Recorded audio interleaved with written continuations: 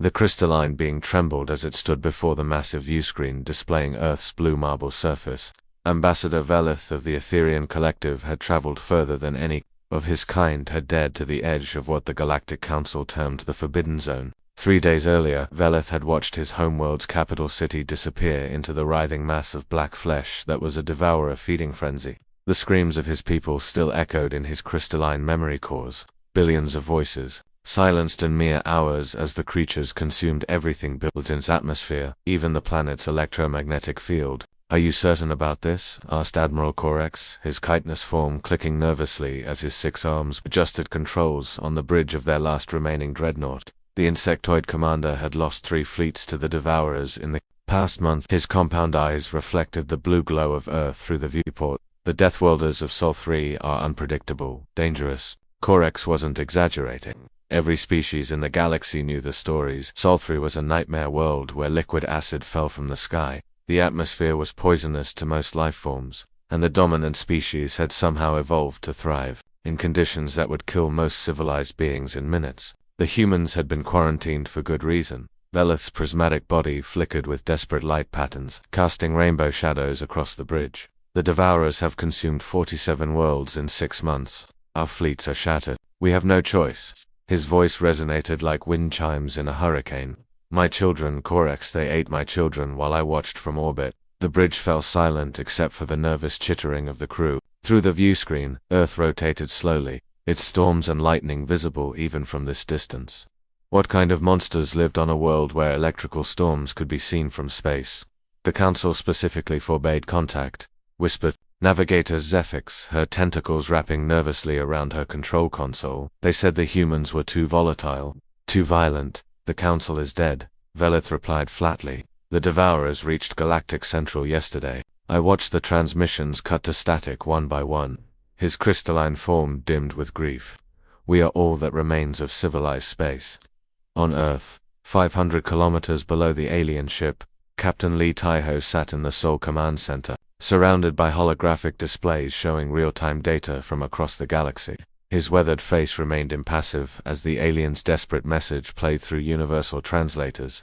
At 45, Taiho had seen enough war to know desperation. When he heard it, the command center buzzed with quiet efficiency. Banks of quantum computers processed incoming data while technicians monitored communications from 17 different star systems. Earth had been watching the galaxy for decades, invisible to the aliens' primitive sensors. "Captain, Lieutenant," Park Nari said, her fingers dancing across holographic displays that showed the Devourer advance in real time. "They're requesting military assistance against something called the Devourers. Shall I patch you through to General Command?"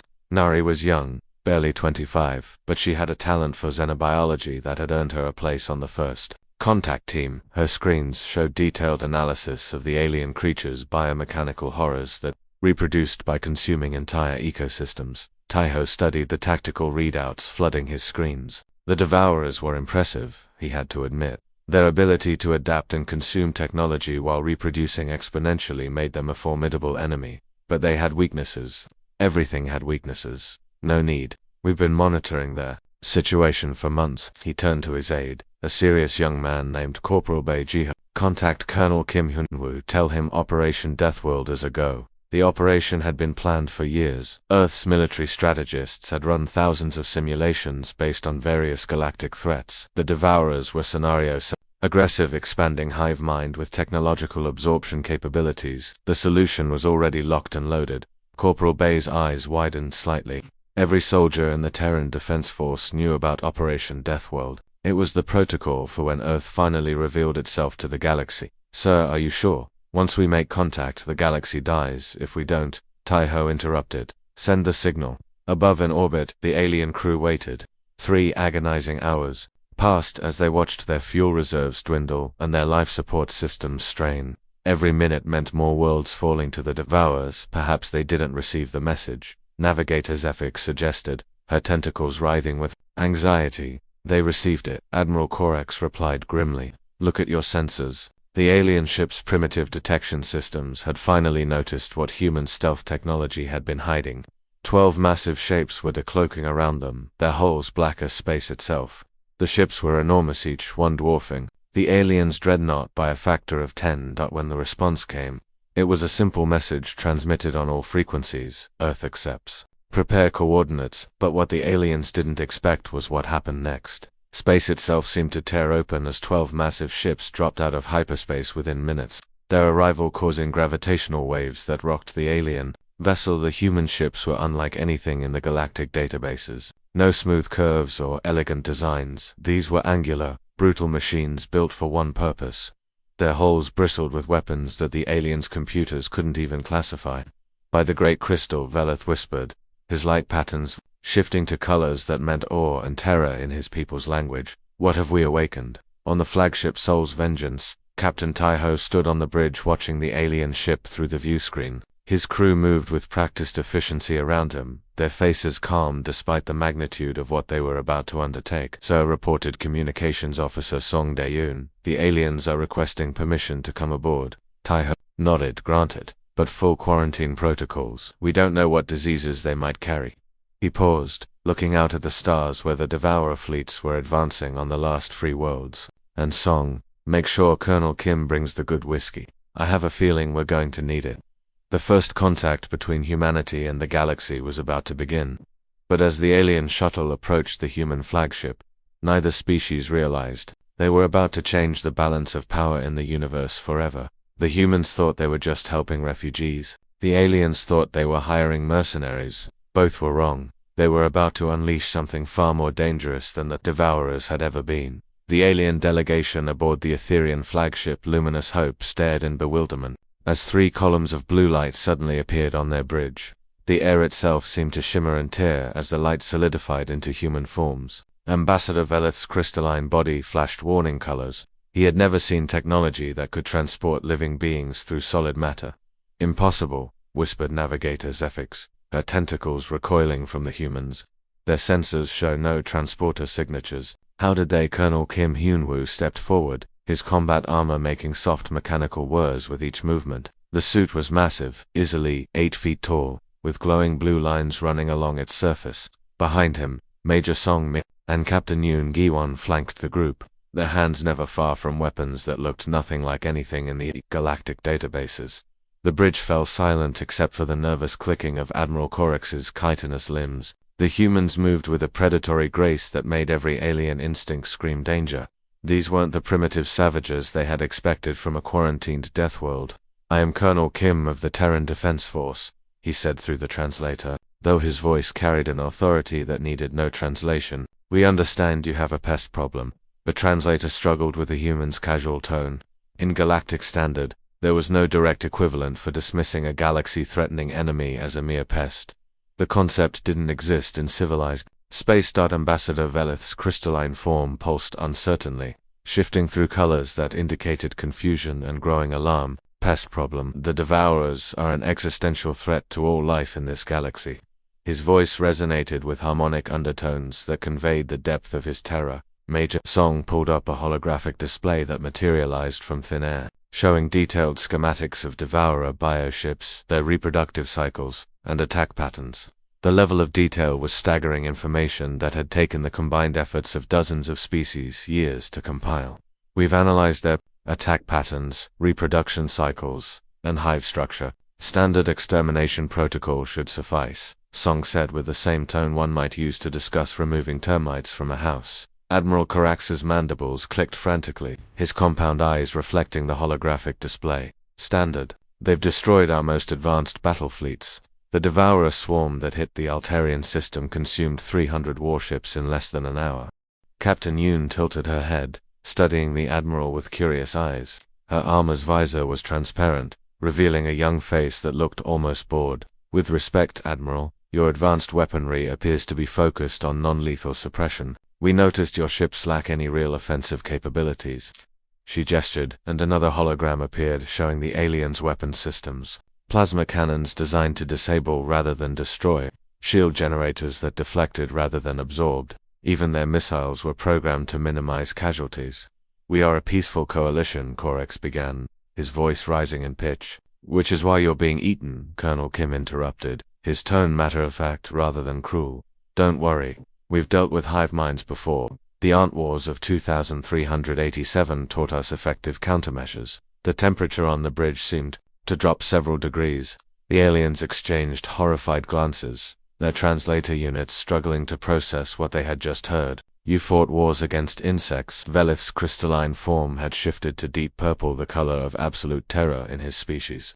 Genetically enhanced spacefaring, cybernetically augmented insects, Major Song clarified cheerfully, as if discussing a particularly interesting hobby. They had similar reproduction rates to your devourers. Started as a terraforming project gone wrong on Kepler 438b.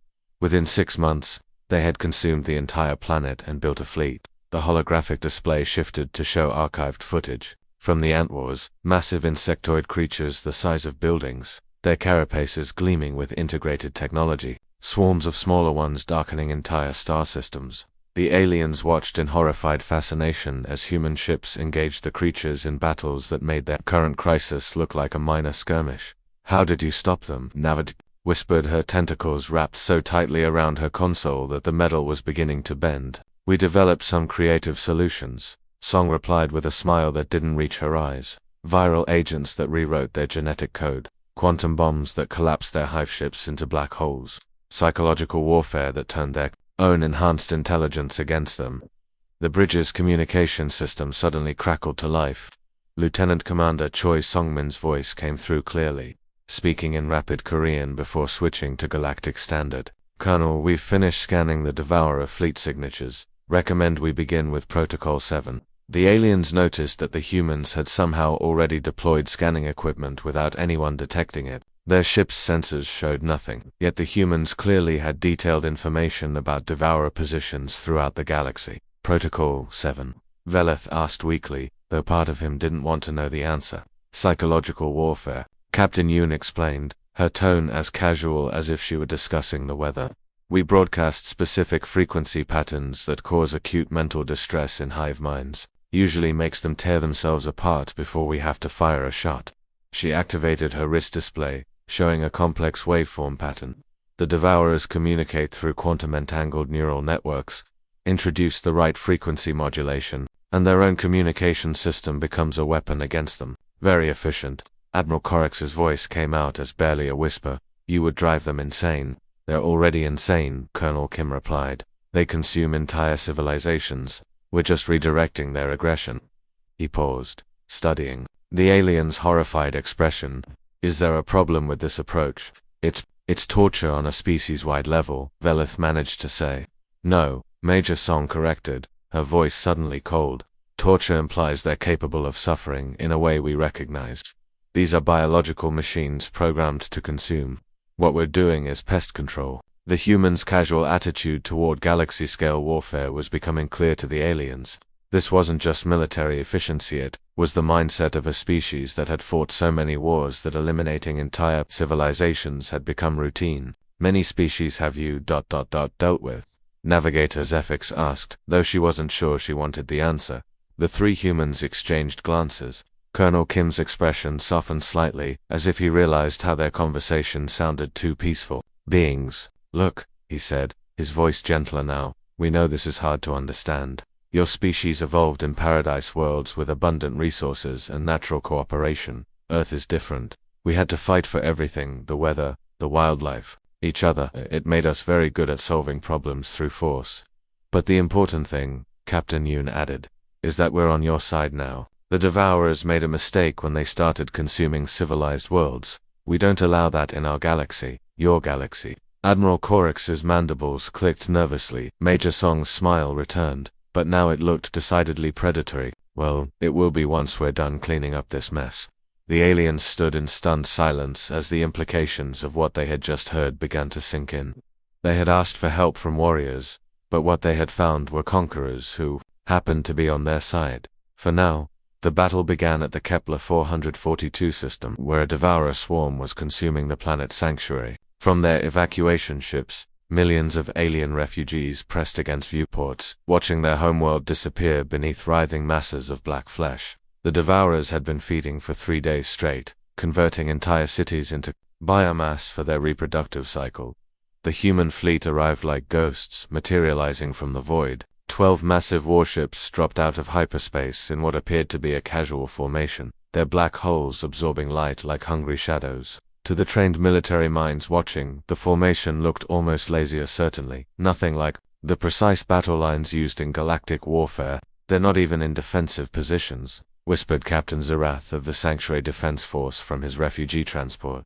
His 4 eyes tracked the human ships with growing confusion. Are they planning to ram the swarm? Aboard the flagship Soul's Vengeance, Admiral Park Sunho stood on the bridge watching tactical displays that showed the massive Devourer presence. At 52, Park had commanded fleets in 17 different star systems. His weathered face showed no emotion as he studied the enemy formation that had terrorized the galaxy. Analysis, Commander, he said in the calm tone of someone ordering coffee. Commander Lee Suyang's fingers moved across her console with practiced efficiency. Her screens lit up with data streams analyzing biological signatures, energy patterns, and behavioral models. Approximately 2 million individual Devourer units, 12 breeding ships, 4 command nodes, standard hive configuration. Sir, the numbers were staggering. Each breeding ship was the size of a small moon, capable of producing thousands of new Devourers every hour. The command nodes coordinated attacks across entire star systems. Combined, this swarm could consume a dozen worlds before anyone could stop them.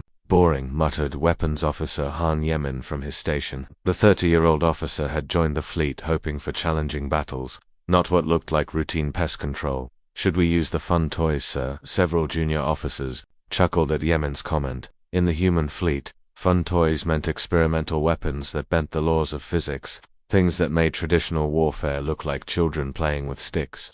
Negative. This is pest control, not a field test, Admiral Park replied, though his tone suggested mild amusement. He activated fleet communications, his voice carrying to all 12 ships. All ships, begin extermination pattern Delta. Let's keep this clean. What followed would haunt the alien observers for generations. The human ships didn't charge forward, or fire massive energy beams. Instead, they released what looked like harmless silver dust from their hulls. Billions of microscopic particles drifted toward the Devourer swarm like metallic snow. What are those? Ambassador Veleth asked from the refugee observation deck, his crystalline form flickering with confusion. Nanobots, Colonel Kim replied over the communication link. Microscopic robots designed for biological warfare. Each one is smaller than a virus but carries enough processing power to rewrite genetic code. The nanobots infiltrated the Devourer swarm within minutes, passing through their organic armor like it didn't exist. The alien predators continued their feeding, unaware that microscopic invaders were already spreading through their nervous systems. Then the real show began. The first Devourer to be affected was a massive warrior-class creature, its tentacles wrapped around the ruins of Sanctuary's capital city. Suddenly, it released its grip and began clawing at its own flesh, its bioluminescent patches flashing in patterns that indicated extreme distress. Within seconds, the behavior spread through the entire swarm like a plague. 2 million began attacking each other with the same ferocity they had shown toward their prey. The nanobots had rewritten their neural pathways, turning their own aggressive instincts against them. Magnificent, breathed Colonel Kong Minsu as he watched from the tactical center of his destroyer. The veteran soldier had seen biological warfare before, but never on this scale. The Biological Warfare Division outdid themselves this time. The space around Sanctuary became a writhing mass of self-destructing creatures. Breeding ships turned their weapons on each other while smaller Devourers tore apart their own swarmates. The coordination that made them so dangerous had become their greatest weakness. But the humans weren't finished as the Devourers writhed in confusion. Space itself seemed to ripple behind the massive breeding ships. Captain Oda Hune's stealth squadron materialized from nowhere, their ships having been invisible even to the most advanced sensors. Stealth field disengaged, Dayun reported over the com, targeting breeding ships with reality torpedoes.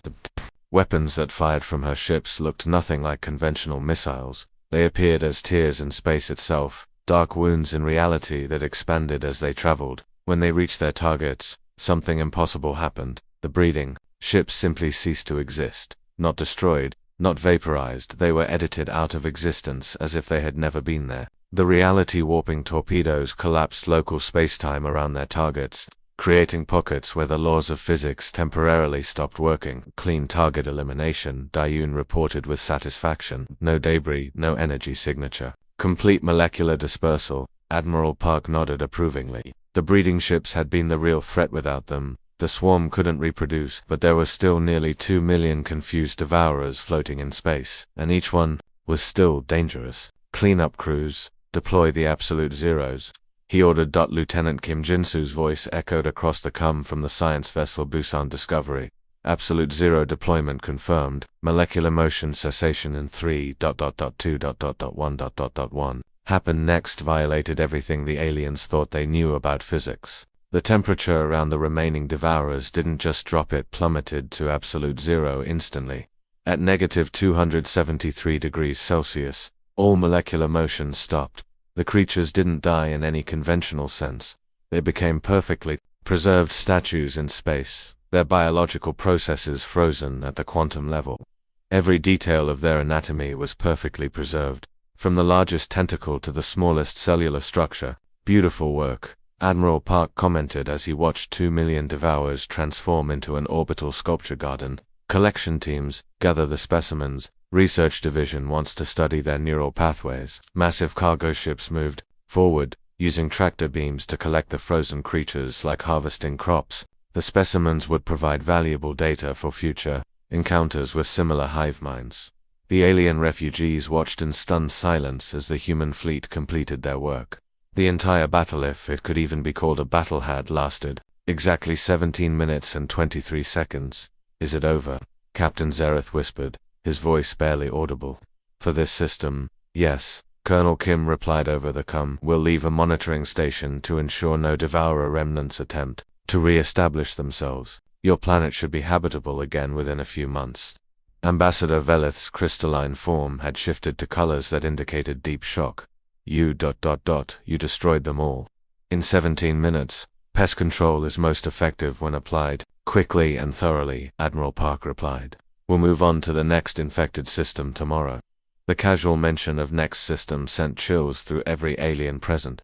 If the humans could eliminate a galaxy-threatening swarm, this is what else were they capable of? As the human fleet prepared to depart, leaving behind only frozen statues and a monitoring station, the aliens began to realize they had witnessed something unprecedented in galactic history. The balance of power had just shifted, and they weren't sure if that was good or terrifying. Ambassador Velith's crystalline form had lost all its luminescence, dimming to the pale gray that indicated complete shock in his species. The battle at Sanctuary had been beyond anything he could have imagined. They destroyed the entire swarm. Colonel Kim turned from the tactical display where frozen devourer statues still drifted in perfect formation around the dead planet. His expression was matter-of-fact, almost bored. That wasn't destruction, he corrected. That was pest control. Destruction comes next. The words hung in the air like a death sentence. Every alien on the bridge felt their blood freeze, whatever equivalent their species possessed. If what they had just witnessed was merely pest control, what did actual destruction look like next? Admiral Corrix's voice cracked, his chitinous form trembling so violently that his exoskeleton clicked like castanets. His compound eyes darted between the humans, searching for any sign that this was some kind of joke. The air shimmered as Captain Nam Taeyong materialized via transporter, his expression grim. The 30-year-old officer carried himself with the bearing of someone who had seen things that would break most minds. His uniform bore the insignia of the Deep Space Intelligence Division, the humans' most secretive military branch. Colonel, we've traced the Devourer homeworld, he reported, his voice carrying the weight of terrible certainty. It's 3 systems over, heavily fortified.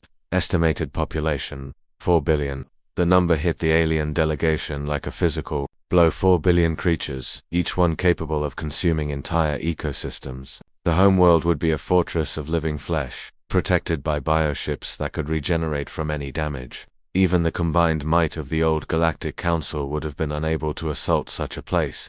4 billion, Major Song repeated, thoughtfully, as if calculating the cost of exterminating insects in a garden. That's a lot of roaches.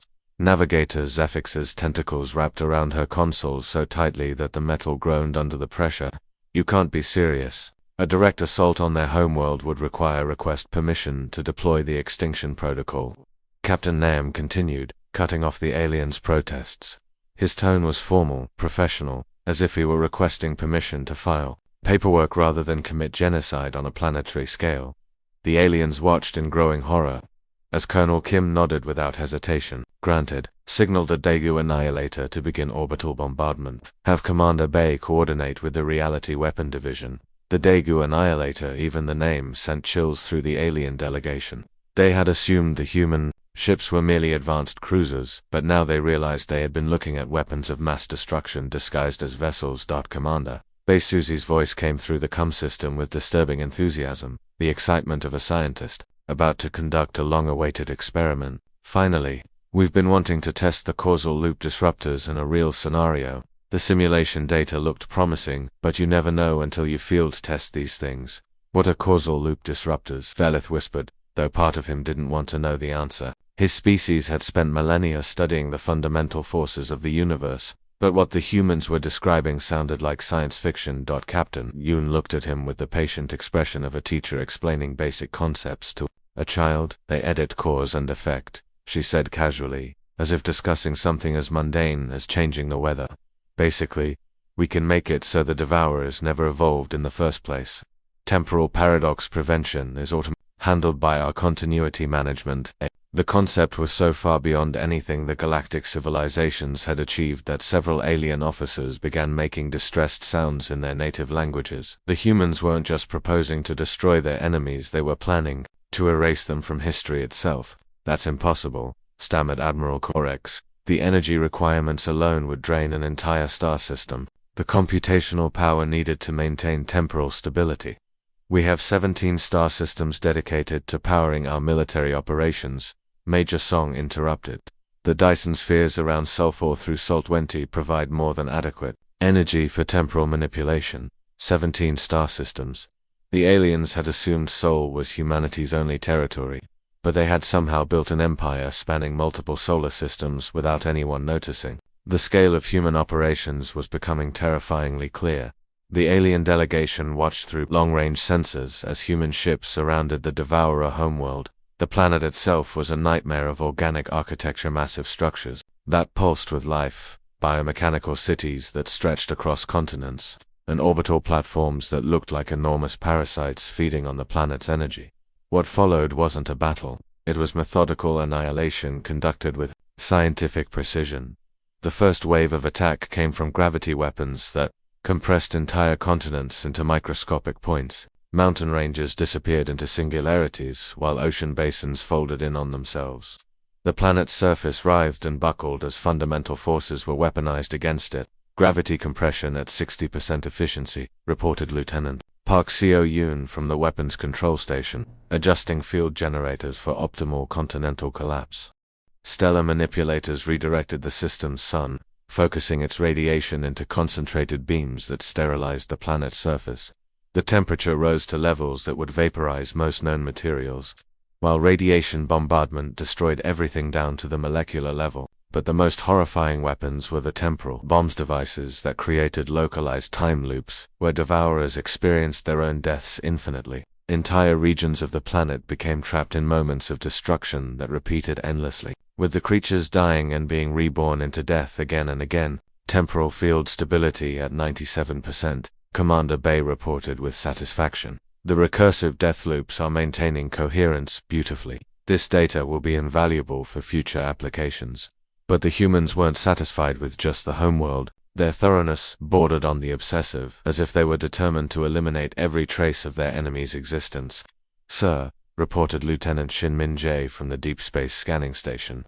Long-range sensors have revealed 1,247 dormant Devourer eggs scattered across 17 different star systems. Some are buried in asteroid fields, others are hidden in planetary cores. The number staggered the alien observers. Hidden eggs across 17 systems meant that Devourers had been planning expansion on a scale that would have consumed the entire galaxy within decades. And Colonel Kim asked, his tone suggesting this was merely another item on a checklist.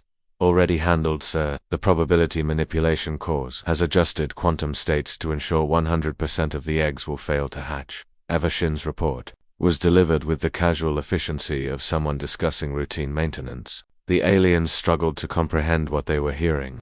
The humans had somehow reached across space to alter the fundamental probability of biological processes. They weren't just destroying eggs, they were making it impossible for those eggs to ever develop into living creatures. What about their backup hive minds? Colonel Kim continued. The Devourers always maintain redundant command structures. Eliminated, came the cheerful reply from Major Ru Hanbin, whose specialization in psionic warfare made him one of the most feared humans in the fleet. We traced their quantum entanglement signatures across the galaxy. The Psionic Warfare Division has successfully induced permanent catatonia in all connected nodes. Even if any individual Devourers survived, they're now completely cut off from the hive mind. The systematic nature of the human approach was becoming clear. This wasn't random destruction. It was a carefully planned extinction protocol that accounted for every possible method of Devourer survival or recovery. Within 6 hours, an entire species that had terrorized the galaxy for decades had been completely erased from existence. Not just killed, but removed from the timeline itself as if they had never existed at all. The silence on the alien bridge was deafening as the implications sank in. They had asked for help against a galactic threat, and the humans had responded by casually erasing an entire species from reality. Is it over? Velith finally whispered. Colonel Kim checked his chronometer with the same expression someone might use to verify the time for a lunch appointment. The Devourer threat. Yes, that's finished. We'll spend the next few days cleaning up the temporal residue and making sure our reality edits don't cause any unintended consequences. He paused, studying the horrified expressions of the alien delegation. But if you're asking whether we're done helping you establish galactic peace, well, that's just getting started. The humans had just demonstrated they could erase entire species from existence with casual efficiency, and now they were offering to help maintain peace throughout the galaxy. The aliens weren't sure if they should feel grateful or terrified. The Galactic Council's emergency session convened on the neutral world of Haven 3 days after the Devourer extinction. The ancient assembly hall, built from crystallized starlight and designed to accommodate hundreds of different species, had never hosted a gathering quite like this one. Representatives from every surviving civilization filled the vast chamber, their forms ranging from gaseous energy beings to crystalline hive minds to creatures that existed partially in other dimensions. The air thrummed with tension as translation devices struggled to convert the dozens of languages, chemical signals, and psychic emanations into something resembling coherent communication. Fear had a universal quality that transcended species barriers, and it filled the chamber like toxic smoke. Ambassador Velith stood before the assembly, his crystalline form now permanently dimmed to the pale gray of deep mourning. The once proud diplomat had aged centuries in the past week. His prismatic surface cracked with stress fractures that would never fully heal. Fellow beings, his voice resonated through the chamber with harmonic undertones of grief and terror. We asked for help. We received this. The massive holographic displays that dominated the chamber flickered to life, showing real-time images from across the galaxy. Where Devourer space had once writhed with billions of organic nightmares, there was now only empty void, dotted with sleek human monitoring stations. The contrast was so complete, it looked like 2 different universes. They didn't just defeat our enemy, Velith continued, his words causing ripples of distress throughout the assembly. They eliminated them from the timeline itself. Our historians report that their archives no longer contain any record of Devourer evolution. It's as if they never existed at all. The implications sent waves of panic through species that had spent millennia documenting galactic history. To erase something so completely that even historical records changed was power beyond anything they had imagined possible. Ambassador Korath of the Silicon Collective, whose people existed as living computer networks, spoke with electronic distortion crackling through his words. Our quantum databases show temporal anomalies throughout 17 star systems. Reality itself has been edited. The chamber erupted in a cacophony of alien voices, clicks, whistles, harmonic tones, and psychic emanations that the translation systems couldn't fully process. Some species were demanding explanations, others were calling for immediate defensive preparations, and a few were already discussing surrender terms. The chaos was interrupted by the familiar shimmer of matter. Transportation. 3 columns of blue light materialized at the center of the assembly, solidifying into Admiral Park Sun-Ho flanked by Colonel Kim and Major Song. The humans appeared completely at ease, their expressions showing mild curiosity rather than any awareness they were facing a galaxy in panic. Is there a problem? Admiral Park asked, his tone genuinely puzzled as he studied the agitated alien faces surrounding him. The pest removal was completed ahead of schedule and under budget. I thought you'd be pleased. The casual mention of schedule and budget while discussing the extinction of an entire species caused several delegates to make distressed sounds in their native languages. The humans were treating galactic genocide like a routine business transaction, under budget, squeaked Delegate Fuzz of the Fluffian Republic, his tiny voice barely audible above the chamber's ventilation systems. His species had survived by being so adorable that even predators couldn't bring themselves to harm them. But cuteness seemed inadequate against beings who casually erased species from existence. Major Song consulted a holographic display that materialized from her wrist device, showing detailed resource expenditure charts. "We only use 12% of our allocated resources," she explained helpfully, as if discussing the efficient completion of a construction project. "The extinction protocol is quite efficient. Most of our energy went into the temporal cleanup rather than the actual elimination."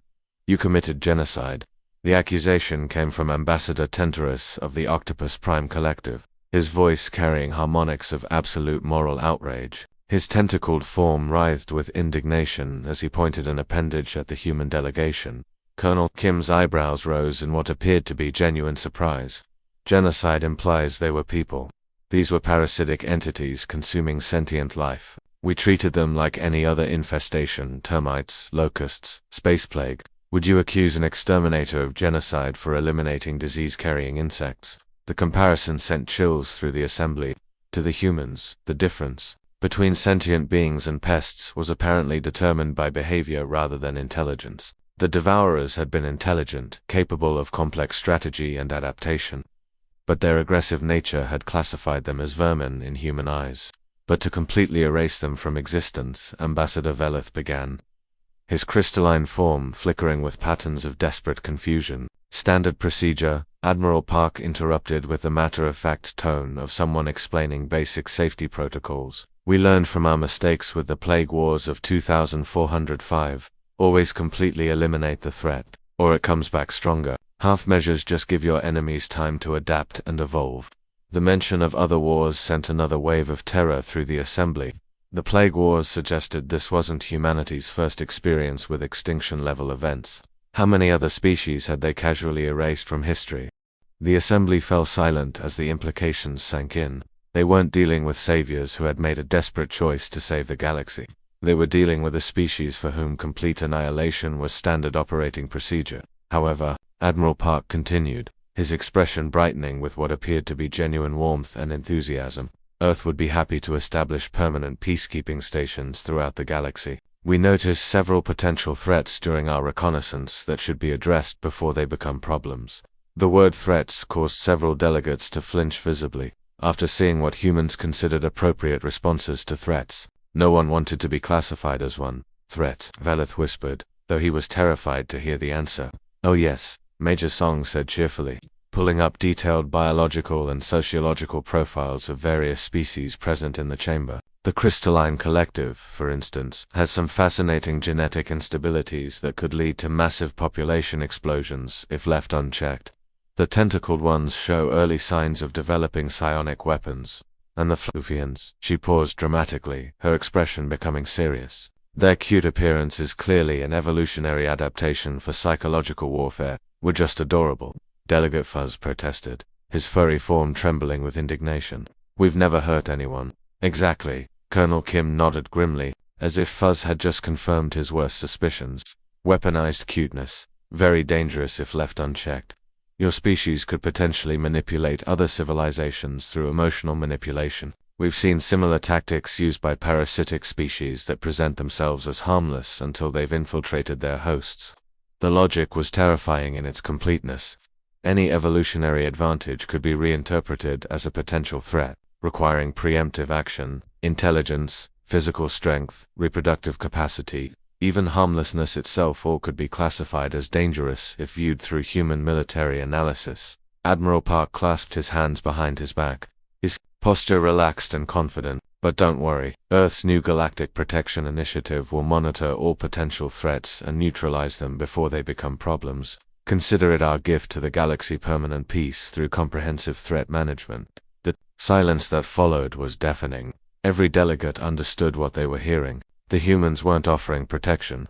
They were announcing the establishment of a galactic surveillance and control network with themselves as the sole arbiters of what constituted a threat. The silence stretched for long moments before Ambassador Velith spoke in a hollow voice that seemed to echo from the depths of his crystalline soul. What have we done? Admiral Park's smile was warm and genuine, the expression of someone who truly believed he was helping. You've ensured galactic peace, he replied with conviction that was somehow more terrifying than any threat. Forever. As the human delegation vanished via transporter, the alien ambassadors sat in stunned silence. They had traded one existential threat for another, except this one called them friends, promised to protect them, and had the power to erase them from history if they ever became inconvenient. Outside Haven's atmosphere, human monitoring stations were already beginning their eternal vigil, their sensors scanning for any sign of emerging threats in their new protectorate galaxy. The stations broadcast friendly messages in dozens of languages, welcoming all species. To the new era of human-supervised peace, the humans meant well. They genuinely believed they were creating a better galaxy. That was what made it so utterly terrifying. The age of galactic civilization was over. The age of human protection had begun. The end.